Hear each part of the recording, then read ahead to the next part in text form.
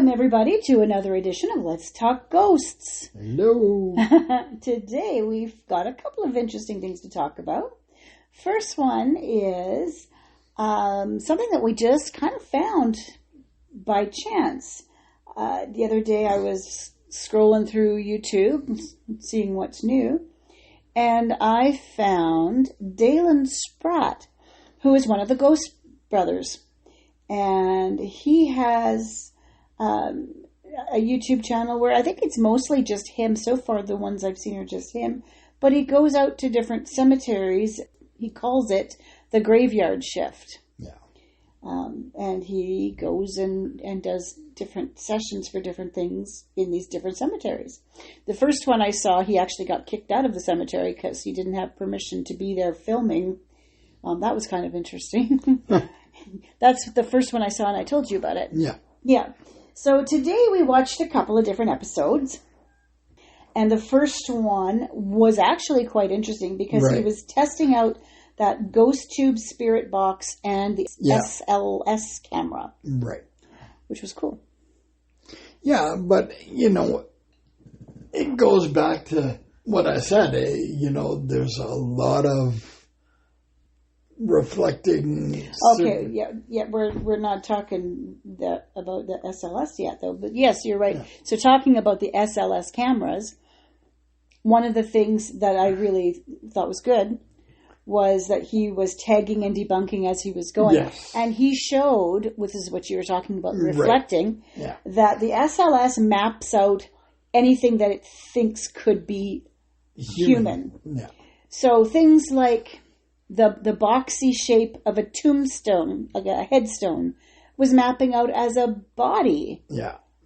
So really, when people are investigating using an SLS camera, not everything is a flippin' spirit. Yes. Sometimes it's just, it was mapping out fence posts and trees and headstones. And plants. And plants, yeah. Yeah. And it was good to see that this is, one of the things that happens. And it was really good to see Dalen saying, this isn't real. Yeah. And, can you lift your arms? Yeah, he was asking it to do things. Yeah. There was at one point that he thought maybe there was a spirit standing in front of this tombstone. Yeah, because it showed two. Yeah, it just looked weird. Yeah. And so he was trying to debunk it by asking if it was a person to move their arms or whatever. Yeah. And at one point he thought the arm moved, so he clarified, did it again, changed angles, which I thought was really good if you're going to debunk something. Yeah. And basically proved that, no, it wasn't a spirit, it was a headstone. Yeah. So, yeah, I was really pleased to see that he actually, proved that. Yeah. The Ghost Tube Spirit Box, what did you think of that?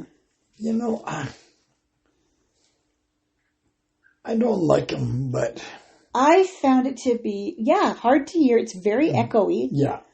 I don't know why. Why does it need to be echoey so it just sounds cool? Yeah. Like, no, if you're trying to get voices from the other side, you don't want the confusion with all the gunk. The gunk. Reverb. Oh, the reverberation. Yeah, it was really hard to hear sometimes. Really hard to hear. So that was good. So these are all little short episodes. We watched 3 of them.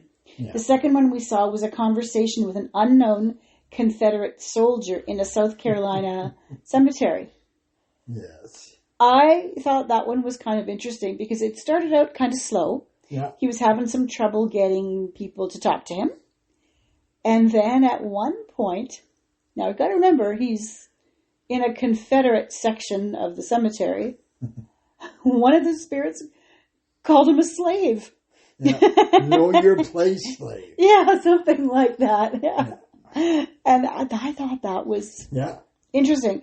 And ran true to the investigation. Well, of course. Look where they were. Yeah. Look where he was. He's in, talking to a Confederate soldier. Yeah. Well, they were on the side of fighting to keep slavery. Yeah. So that was kind of interesting. That was a good one. But he's very respectful. Yeah. He said he wanted to see if he could communicate with this unknown soldier. Yeah, because he felt bad. He felt bad. This guy who was buried and had no name, there was nothing on the headstone. No time and death or nothing. It just said unknown. Yeah. So that's pretty sad. I do wonder if maybe the bones had been found at one point and then reburied. So whoever reburied had no idea who it was or when he died or anything. Yeah. It's kind of sad. Yeah. And the last one we watched of him was, it was called Can You Talk to Ghosts Just Using a Spirit Box? And he's using his Spirit Box app, the one that he uses on his phone. And he was very quick to say that for all the people that question it, it's the same app that they used when they were making their show. Yeah. So it wasn't anything that he's using anything different. He even said he uses the free version. Yeah. Because he's cheap. Yeah. So I thought that was cool. Yeah. So he was testing the validity of the Spirit Box. And he used flashcards. It's just him. He used flashcards, and he would hold one up and show all the different, headstones, the flashcard, and ask what color it was or what shape it was. Yeah. And lo and behold, he got answers. Real answers. Answers. Yeah. There was one. He held up a sort of an orangey red, I don't know what it was. Diamond or something. And one of the voices says, "That looks orange." Yeah. And he didn't pick up on that one right away. He must have caught it afterwards when he was doing the edit. But another spirit said red, which he almost had a heart attack because that's kind of what color he thought it was. Yeah. There was another one that he was trying to get them to say the shape was oval. And nobody came out with oval. There was a circular egg. But yeah, two of the different spirits, unless it was the same spirit, said it was an egg. Yeah. And that's true. I mean, it looked like an egg. I thought that was really cool. So yeah, Dalen Sprat's little YouTube channel. I like it. I like it. They're short, so they're not these long-winded, god-awful, unedited episodes that I have a hard time watching. Yeah. But to be fair, sometimes I try. I try so that we can tell you all about them. Yeah. But these are short, about 20 minutes is the most. Yeah. And I like that he does these experiments too. I'm not overly fond that he's doing them in cemeteries. Truly, I don't like. I don't like that. I've never been one to want to investigate a cemetery. I really believe that if somebody is asleep, if something is sleeping, let it sleep. Sometimes you don't want to wake up what could potentially be bad, and then risk following you home. That's the last thing you really want. So I'm not overly big on cemetery investigations. I see enough dead people. Yeah, we've had enough problems with dead people. We don't need to wake them up and bring them home. So, but for the most part, I really enjoyed it. We did decide to subscribe to the channel. Yeah. And we will watch more of those because they're interesting. Yeah. And like I said, they're short and snappy, and you can watch one, you can watch three. And he's very respectful. Yes, yeah. And you can really see his personality. Yeah. He's got this deep giggle that is just adorable for you ladies out there.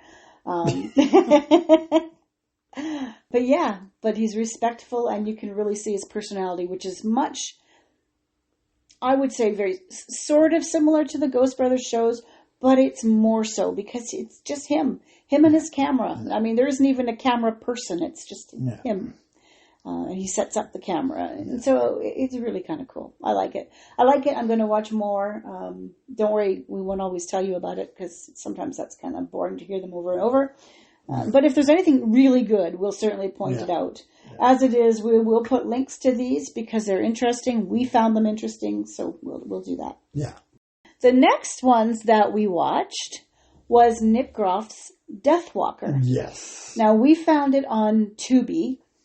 Now, to be fair, we're Canadian, so we had to use a VPN because we can't get it in Canada anymore. Yeah. So we used a VPN, pretended we were American, Shh. And we got Deathwalker.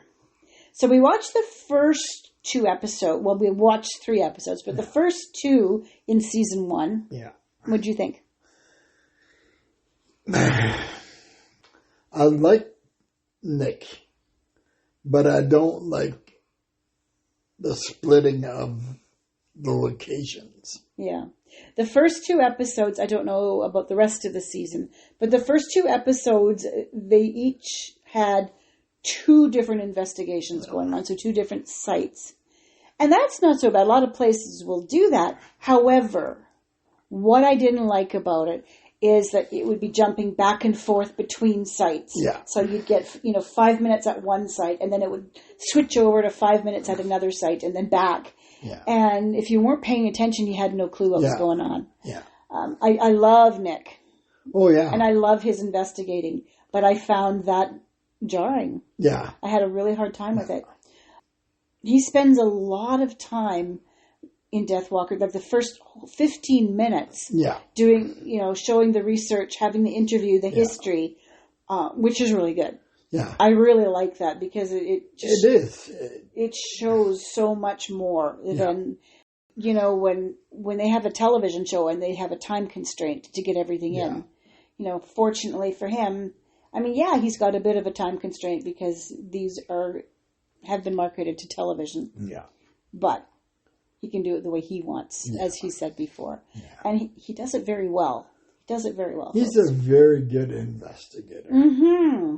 Yeah. So the first one was Bushy Mountain Penitentiary. Yeah. Oh, more coffee. Mm-hmm. And the Madison Seminary. Yeah. So those were good.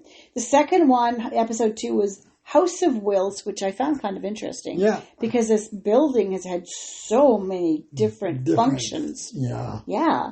And the 6th Precinct, which is in Detroit. So it's a police building with a jail and everything in Detroit. Very, very interesting. Just a little bit jarring with the way it was done, but interesting in itself. The one that we just finished a few minutes ago, we decided to go to the very last episode that was available. And right now that's season 3, because season 4 he's filming right now. Yeah. Season 3 and episode 20, and it was the Nikola Tesla building near Buffalo, New York, I think. Yeah. Well, it's right on the falls. Yeah. So. Yeah, by Niagara Falls. So, good thing, one site. And it looks like that's how it's been. I'm not sure when that changed, but at least all the last season is all one site. So again, diving deep into the history of what was going on and some of the things that happened. Yeah. This episode we saw Tessa. She came in to do some medium work. And another investigator who's been there a little bit. Yeah. It was interesting. Yeah. Oh my gosh, the views of the Niagara Falls, so beautiful. Yeah. Oh God, it was gorgeous. Yeah. My only niggle about this was Nick put on a chainmail suit called a Faraday suit, and he was going to be, touching the Tesla coil and getting the electrical whatever. And they never really... Well, they showed him... They showed him doing it, but there was no real talk-through or explanation. It just looked like he was doing Tai Chi movements with the chainmail on. And, the lightning kind of zapping around and touching his sleeve. Yeah. And it was like remnants of the Highlander. Yeah. So that was the only thing I wasn't over fond of, was because I couldn't quite wrap my brain around what that was. It was almost like a dream sequence. Yeah. But the rest of it, I sure enjoy, Nick. Yeah. I really do. So I'm going to keep watching that season 1 going forward now to see how things change. We may mention more if I find a really, really super duper good episode.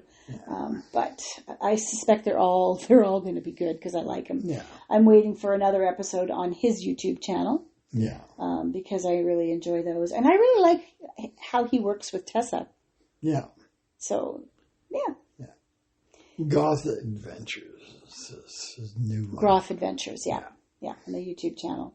So that's good. I really enjoyed this. It was really, really well done, and of course he's made it for television, so it's got all the credits. Yeah, and it's really well done, really well edited. Well, that was what he went to school for, was all that stuff in his university. How he and Zach met was for all of that. Yeah. Speaking of credits, Dalen Sprat did not have any credits, not a single one. He just goes straight into his little investigation and then says goodbye and leaves. Yeah, I could see you fuming over. Well, not fuming. It's just, you know, but it's not meant to be professionally a professional show. He says that. Yeah, it's not a professional show, so that's okay. You got the raw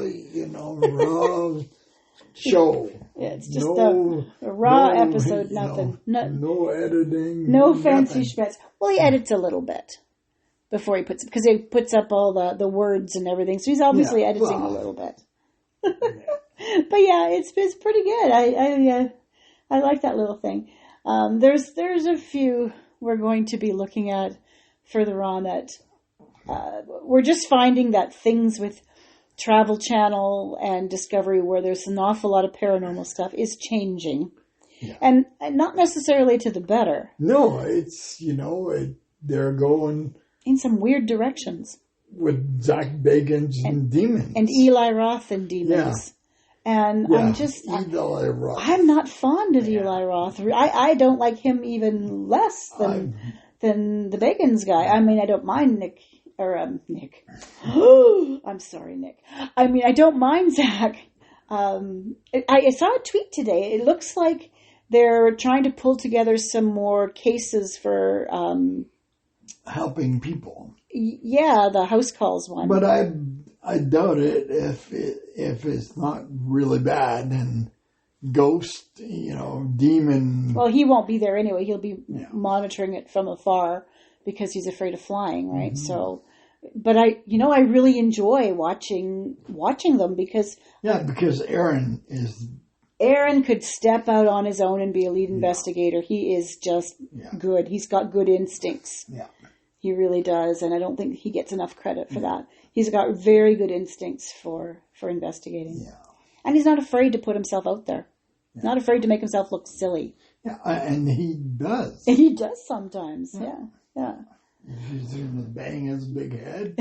His bald head. He always talks about his bald head. Yeah. Anyway, but we can talk about some of those Ghost Adventure issues, because, I mean, there's 20,000 seasons now. We can talk about those another day because there's just so much. We'd have to pick and choose certain episodes to talk about because there are some very good ones. So that is where we are at, Deathwalker and Dalen Sprat's Graveyard Shift. 2 thumbs up. We like them both. Yeah. We are going to be looking at a Tubi program next. Yes. So we will actually have some really good things. I found this amazing show. Can't wait to share it with you. But we're not going to do that today. So that's it for us for today. Have yourselves a good day or good evening. Happy hunting. Happy hunting. Bye now.